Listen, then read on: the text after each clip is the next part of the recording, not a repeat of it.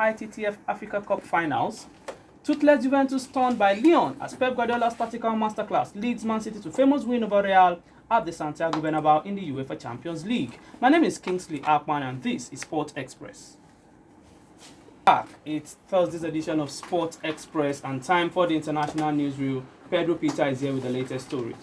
Thank you, Kingsley. We start off with table tennis, where Nigeria's duo of Aruna Quadri and Offiong Edem both lost in the men's and women's finals of the International Table Tennis Federation ITTF Africa Cup in Tunis, Tunisia on Wednesday.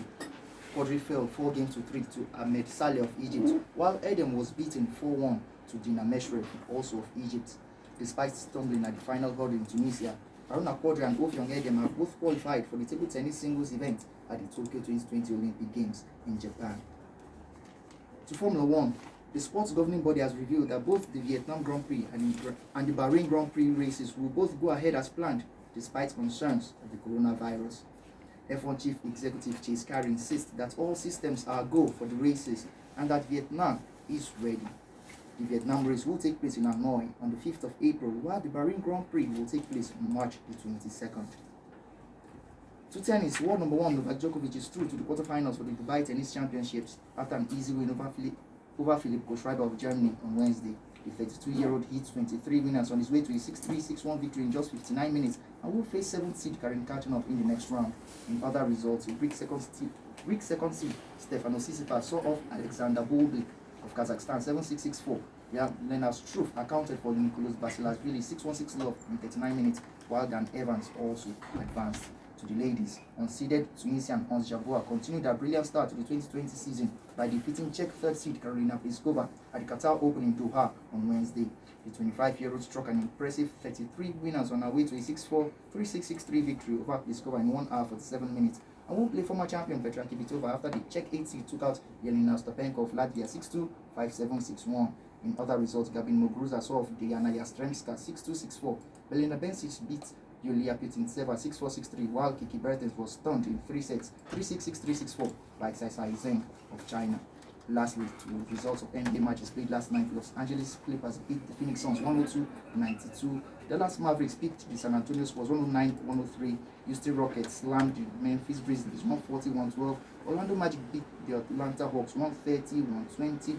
Minnesota Timberwolves eased past the Miami Heat 129-126. Washington Wizards beat the Brooklyn Nets 110-106.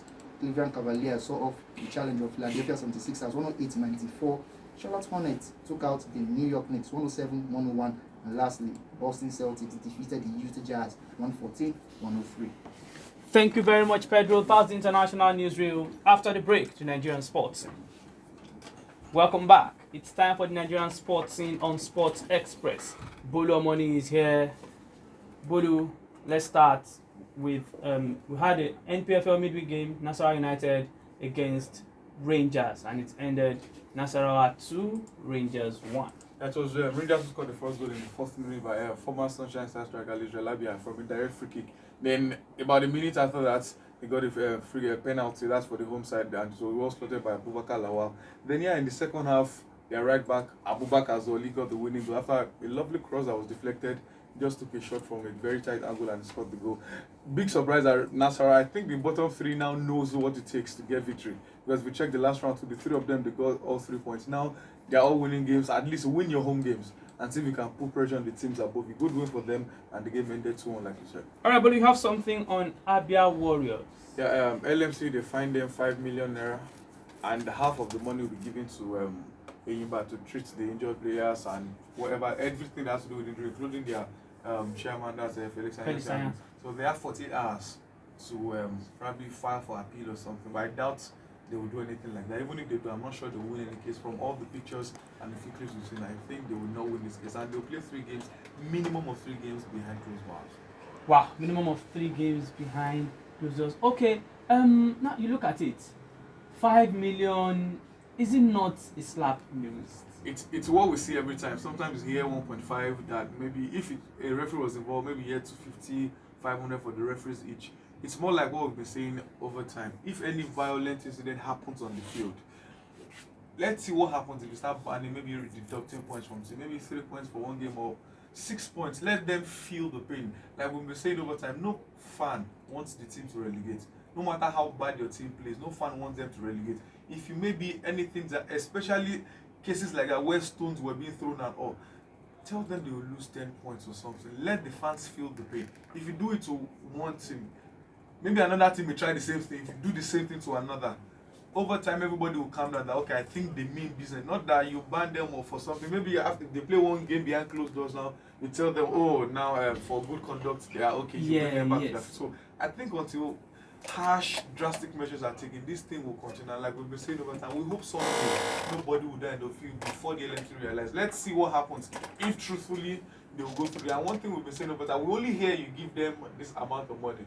We've never heard any proof or anything that they really paid. Yeah. So I think LMC need to work. Well, enough. You've done this fine thing over and over again, and it feels like the same thing keeps happening. So let's change our tactics. Let's maybe give them 10 match or 10-point deduction. Let's see. Imagine a 10-point deduction for a team like Enyimba or Kano Pillars.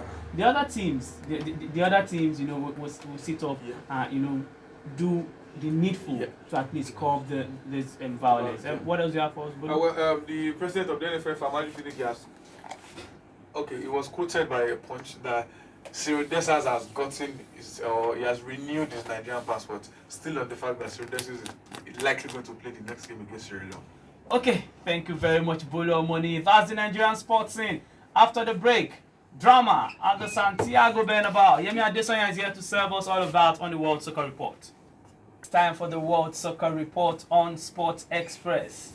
Yemi Adesanya is here. Yemi, I mentioned this before you even go into all of that. I pleaded with you that you had been getting it spot on, your predictions and all of spot on. That I hope yesterday wouldn't be different if we now put. Well, that shows you that I am human. Because you got 0/2, and you've been clearing it 100% all the time. I will try to recover today. You said Juve would beat Lyon. You said Real Madrid would defeat Man City. Juve lost at Lyon. All through that game, I don't think Juve had a shot on target. No shot on target. Real Madrid, Man City, Guardiola. When I saw the lineup, I thought, okay, this is how City will play.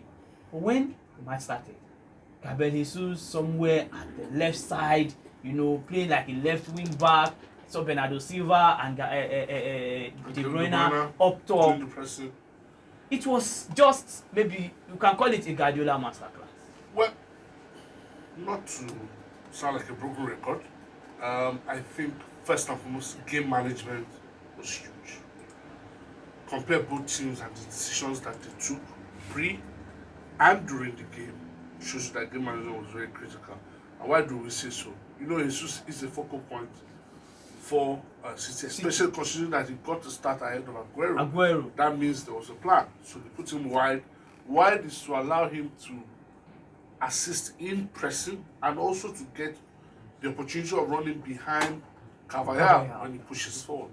Now, they also realize that, yes, Varane, Ramos, and Casemiro are very physical, and then when they hold the ball, they're very hard to get off. So you have to put your two most mobile players, which is De Bruyne and Bernardo Silva, to lead the press.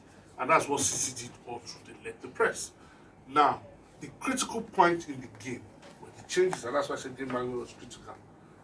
Took off, brought in Raheem Sterling. Yes, I think that's where everything changed. And then you reverted Kevin De Bruyne to his normal position where he could control and dictate pace. And that's what happened. That's what changed things. And if you're going to say what the Real do wrong, I think the substitution of Vinicius, for me, was not right. I think you could have taken off one midfielder and brought in Luka Jovic. Why do I say Luka Jovic? If you look at City this season, when they've had Otamendi and Fernandinho at central defense, when they've been troubled is when they have focal points. Yeah. Teams that have focal points worry them. Just look at Sheffield United, look at Wolves. Times they play those teams with those guys, they've been in trouble. If Jovic had joined, you could have moved Benzema wide. Or kept and have two guys occupy the two central defenders. I think that's where Real's game plan fell apart. But you have to say that's the biggest City night in Europe. it would be nice if they can go all the way and win with this 2-year ban hanging over them. Yeah, but you just know that Real Madrid are the kind Oh, of it's team not that over. can, you know, It's not over. come to the It's not- Etihad and it's get not a over. 3-2 It's not win. over. Oh, okay. It's not over. But Leon that's Juve? Sergio Ramos. Yeah, It's a that, big ass. yeah. Leon Juve, Sarri says he's supposed to have a 3-year project with Agnelli. I doubt it. If Juve get knocked out at this stage, there's absolutely no chance of him keeping that job in the summer. It was a terrible, terrible Juve performance. No shots on target. I think that hasn't happened to them since they played Atletico Madrid in 2015 or some crazy start like that. Juve were uninspiring. I have to give Leon a lot of credit. They went with, with a lot of gusto that they could stand to with such a big power, and they deserve their only result. all right. Done with the UEFA Champions League. Let's move to the Thursday night, boys. UEFA Europa League. Yesterday, Braga lost at home to Rangers. Big result for Rangers. Yes. Well, by lone goal, Rangers qualifying 4-2. Later today, Arsenal host Olympiacos. The Gunners take a 1-0 lead. Man United Club Brugge 1-1 first leg. Ajax Getafe. Ajax trail by 2-0.